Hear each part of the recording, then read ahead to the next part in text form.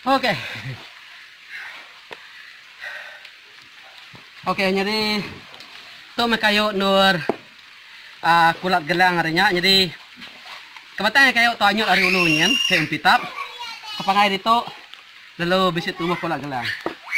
Jadi aku kulat tahu awak ke pergilah lusa kulat gelangnya tadi tumbuh itu baru. Ya nak anyut kilekin. Terubah tadi aku akan nanjang ya.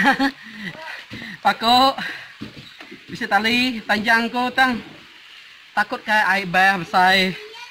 Jadi harinya aku netak ya laba kalau besar kalau panjang kalau berat alasan aku netak aku nak tinso ada tu boleh tanggung ku naik ke atas kita lah. Jadi inilah kita medak kulat gelang tu. Jadi kulat gelang tu Siti RT tumbuh di kai dijaga kita di ternak kita maka kulat tiram dijual kita di pasarnya. Oke, jadi kita udah medak kulat borak. Oke. Ya ke udah ditetek aku tunggu baik aku pulang ke rumah.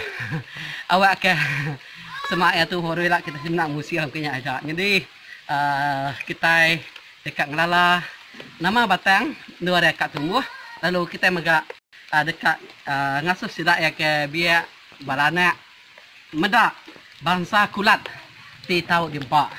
Oke, seminat kita ngambil tanda atas sidak medak di ini luar ya tumbuh. Oke. Begini cara musil ya lalu makai. Oke ya hari aku malah oke. Betul baru kita bahas iman tu bukai bahas iman anak rumah Panjai. Terima kasih.